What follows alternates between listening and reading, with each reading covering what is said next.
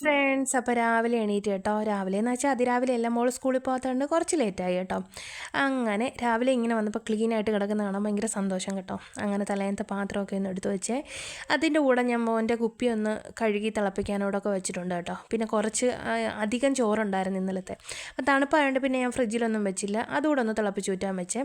പിന്നെ കുപ്പിയൊക്കെ തിളപ്പിച്ച് മാറ്റി ഞാൻ ചായക്ക് കുറച്ചധികം വെള്ളവും വെച്ച്. അപ്പോൾ ഇടിയപ്പം ഉണ്ടാക്കാമെന്ന് വിചാരിച്ചു കേട്ടോ. അങ്ങനെ അരിപ്പൊടിയൊക്കെ എടുത്ത് അതിൽ ഉപ്പിട്ട് ഇനി കുറച്ച് നെയ്യൂടെ ചേർക്കണം കേട്ടോ.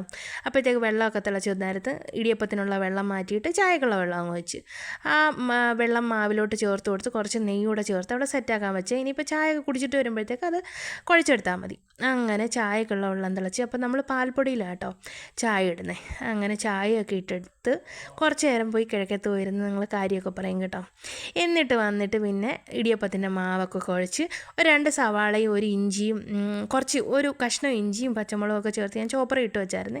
അപ്പം പെരിഞ്ചീരകവും കടുവും ഒക്കെ പൊട്ടിച്ച് അതുകൂടെ ഇട്ട് കൊടുത്തു കേട്ടോ. ഇഞ്ചി കഷ്ണം മുറിഞ്ഞില്ലായിരുന്നു. അങ്ങനെ പിന്നെ അതൊന്ന് മുറിച്ചിട്ട് പൊടികളൊക്കെ ഇട്ട് അതൊന്ന് വഴറ്റി കുറച്ച് ചൂടുവെള്ളമൊക്കെ ചേർത്ത് അതോടെ വിസിൽ കേട്ടെ. അപ്പോഴത്തേക്ക് പിന്നെ സ്റ്റീമറും ഒക്കെ വെച്ച് നമ്മുടെ ഇടിയപ്പം അങ്ങ് പീച്ചിയെടുത്തേ.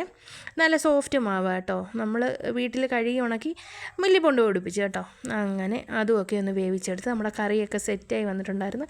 മുട്ടക്കറിയായിരുന്നു കേട്ടോ. മോള് മാത്രമേ മുട്ട കഴിക്കത്തുള്ളൂ. അപ്പോൾ പിന്നെ ഞാൻ ലാസ്റ്റ് ഒരു മുട്ടയും കൂടെ പുഴുങ്ങി വെച്ചായിരുന്നു കേട്ടോ. അപ്പോൾ ഓക്കെ, ബൈ.